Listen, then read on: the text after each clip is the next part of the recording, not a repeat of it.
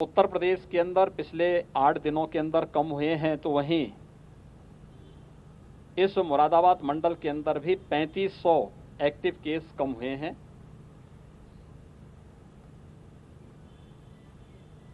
इस पूरी प्रक्रिया में हम लोगों ने जो चीज देखी है वो ये कि एक तो तीव्र संक्रमण, यानी जो पहली फर्स्ट वेव थी कोरोना की, इसमें जो संक्रमण का रेट था सेकेंड वेव में वह 30 से 50 गुना था। दूसरा, इस मामले में कुछ चीजें और भी देखने को मिली हैं, इसलिए तत्काल उपचार और इसमें कोविड पॉजिटिव को तत्काल पहचानना और उपचार की व्यवस्था करना। हम लोग प्रदेश के अंदर प्रतिदिन 2.25 लाख से लेकर के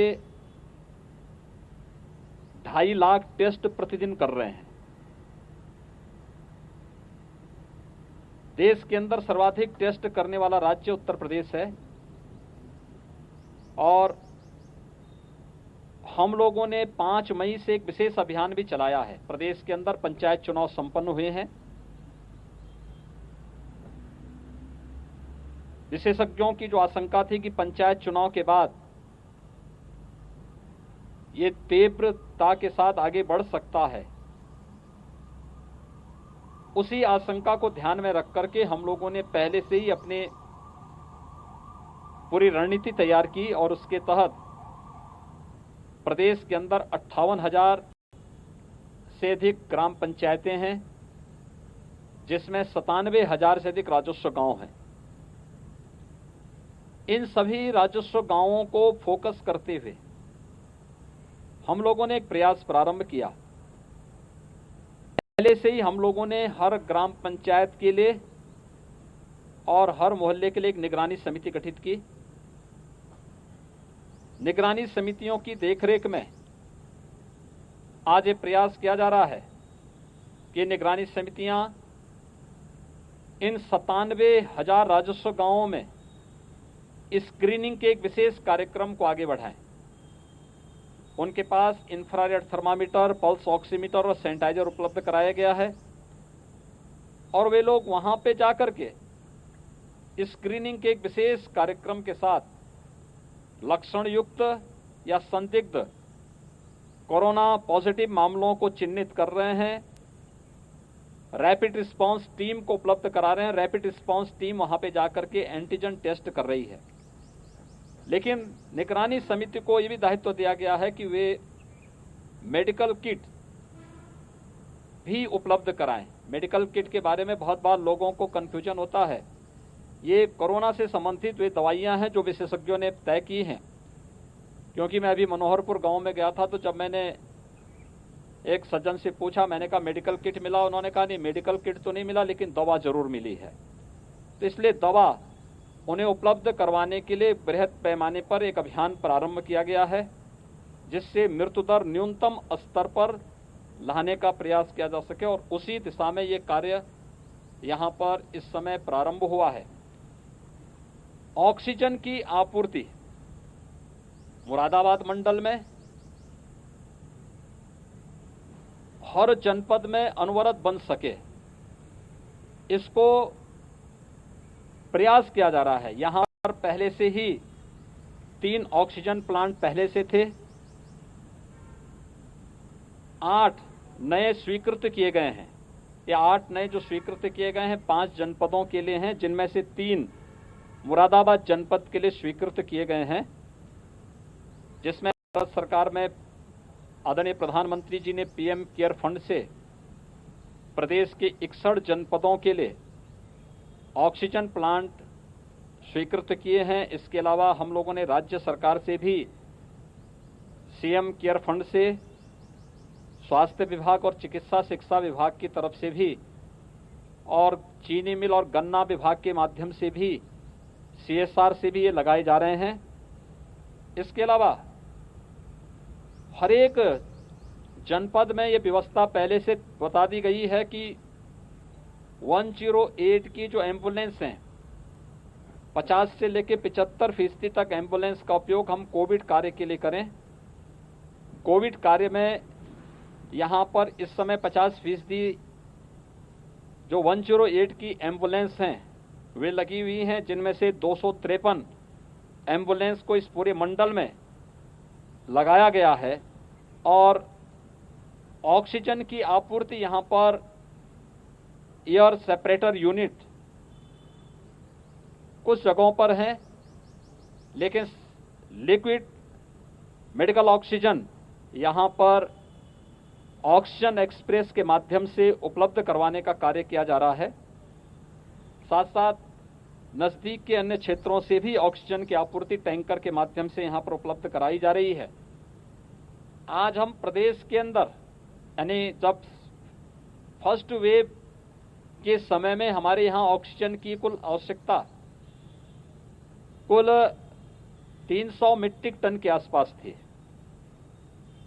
आज ये बढ़ी है। कल हम लोगों ने पूरे प्रदेश के अंदर 1000 मीट्रिक टन से अधिक की लिक्विड मेडिकल ऑक्सीजन की सप्लाई की है। तो बरेली और मुरादाबाद मंडल में भी हम लोग टैंकर के माध्यम से भी और ऑक्सीजन एक्सप्रेस के माध्यम से भी बाहर से मंगा करके ऑक्सीजन की आप लिक्विड मेडिकल ऑक्सीजन उपलब्ध करवा रहे हैं। इसके साथ ही यहाँ पर ऑक्सीजन कंसंट्रेटर भी 200 से अधिक ऑक्सीजन कंसंट्रेटर इस मंडल के लिए उपलब्ध कराए गए हैं, जो कोविड हॉस्पिटल में उपलब्ध कराए गए हैं, जिनका उपयोग वहां पर आसानी से किया जा सकता है। इसके अलावा कुछ CSCs में भी बेड्स बढ़ाए गए हैं, वहां पर ऑक्सीजन कंसंट्रेटर को उपलब्ध करवाने की व्यवस्था की जा रही है। इस समय यहाँ पर निगरानी समितियों की संख्या बढ़ाने के लिए और RRTs की संख्या को बढ़ाने की कार्रवाई हो रही है और जो एक अभियान चल रहा है, इस अभियान के माध्यम से यहाँ पर हर एक कोविड पॉजिटिव को चिन्हित करना, लक्षण युक्त को भी और संदिग्ध व्यक्ति को चिन्हित करना और फिर RRTs के माध्यम से उसकी जांच करना, इस प्रक्रिया को तेजी के साथ कार्य करने की व्यवस्था की जा रही है। प्रदेश के अंदर हर एक जिला प्रशासन को इस बारे में भी हिदायत दी गई है कि हम इस बात को ध्यान में रखें कि कोविड पॉजिटिव हमारी प्राथमिकता होनी चाहिए। कोविड पॉजिटिव को उपलब्ध स्वास्थ्य की सुविधा तो उपलब्ध हो ही, नॉन कोविड पेशेंट के लिए टेली कंसल्टेशन की सुविधा उपलब्ध हो। इसके अलावा हर एक जनपद में महिला और बच्चों के लिए एक हॉस्पिटल डेडिकेट किया जाए, जहां पे उन्हें सुविधा हो सके और 102 की एम्बुलेंस केवल उन्हीं के लिए उपयोग हो। नॉन कोविड पेशेंट जो हार्ट से जुड़े हुए हार्ट की पेशेंट हैं, कैंसर के हैं, डायलिसिस जिनकी होनी है, उनके लिए भी विशेष ध्यान देने की आवश्यकता है और उनके लिए भी एक हॉस्पिटल हर एक जनपद में डेडिकेट करें, जहां पर उनको लाने की व्यवस्था, एम्बुलेंस से सुरक्षित लाने, इन्फेक्शन से बचाने और उनके उपचार की सुविधा भी हो सके। इन चीज़ों को बढ़ाने की व्यवस्था की गई, यहाँ पर हर एक जनपद में व्यवस्था की गई है। ICCC integrated covid control centre प्रदेश के सभी 75 जनपदों में सक्रिय है, कार्य कर रहा है। मुरादाबाद में तो यहाँ पे इन्होंने 25 सीटर बनाया है, राउंड द क्लॉक वहाँ पे 25-25 लोग अलग अलग ड्यूटी पे कार्य कर रहे हैं। हर एक जनपद से कहा गया है कि वे इसी तर्ज पर अपने यहाँ नंबर बढ़ाकर, टेलीफोन नंबर बढ़ा करके और अलग अलग कार्य अलग अलग व्यक्ति को दें, क्योंकि इसमें हर एक कार्य की अपनी जिम्मेदारी है। होम आइसोलेशन से कौन संवाद बना रहा है, उन्हें टेली कंसल्टेशन की सुविधा देने की व्यवस्था, उन्हें मेडिकल किट उपलब्ध हुआ है कि नहीं हुआ इसको क्रॉस चेकिंग की व्यवस्था। इसी प्रकार से एम्बुलेंस की आवश्यकता कहां पर है, एम्बुलेंस की सुविधा, ऑक्सीजन की व्यवस्था के लिए साथ साथ यहां पर भी व्यवस्था की जा रही है कि एक ऐसा मैकेनिज्म तैयार करें कि ऑक्सीजन हर हॉस्पिटल को उसकी रिक्वायरमेंट के अनुसार आपूर्ति की जा सके। लेकिन बहुत सारे पेशेंट ऐसे हैं जो होम आइसोलेशन में है और उनको ऑक्सीजन की आवश्यकता है। उन लोगों के लिए भी हम ऑक्सीजन सिलेंडर उपलब्ध करवाने की एक व्यवस्था तय कर सकें, इसके बारे में भी ये व्यवस्था यहां पर की जा रही है। वैक्सीनेशन का कार्यक्रम पूरे प्रदेश के अंदर सफलतापूर्वक आगे बढ़ रहा है। अब तक हम लोगों ने 45 प्लस के 1,35,00,000 से अधिक लोगों को वैक्सीन उपलब्ध करवाया है और 18 प्लस को भी प्रदेश के अंदर 1 मई से वैक्सीन देना प्रारंभ किया गया है, जो संख्या 1 लाख क्रॉस कर चुकी है। मुझे बताते हुए प्रसन्नता है कि मुरादाबाद मंडल में हम लोग मंडे से यहां पर मुरादाबाद जनपद के अंदर वैक्सीनेशन के कार्यक्रम को 18 प्लस के लिए भी वैक्सीनेशन के कार्यक्रम को आगे बढ़ाने का कार्य किया जा रहा है, जिससे हम फेज वाइज हर एक व्यक्ति को 18 प्लस से जुड़े हुए हर एक व्यक्ति को वैक्सीन दे सकें।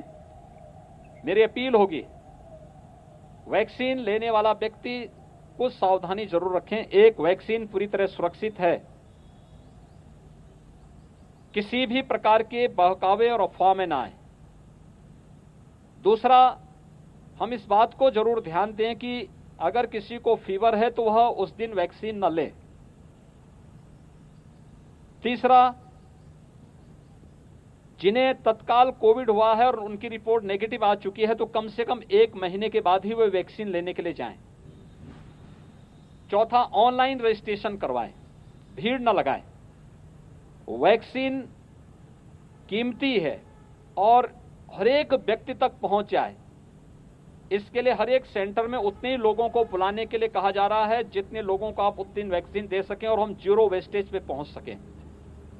और मुरादाबाद जनपद में सोमवार से 18 प्लस के लिए भी वैक्सीन उपलब्ध होगा, यानी 18 से लेकर के ऊपर के सभी लोगों को वैक्सीन की कार्रवाई यहां पर प्रारंभ हो जाएगी और इसके बाद सफलतापूर्वक इन कार्यक्रमों को आगे बढ़ाते हुए शेष अन्य जनपदों को भी हम इसी क्रम में आगे बढ़ाने का काम करेंगे।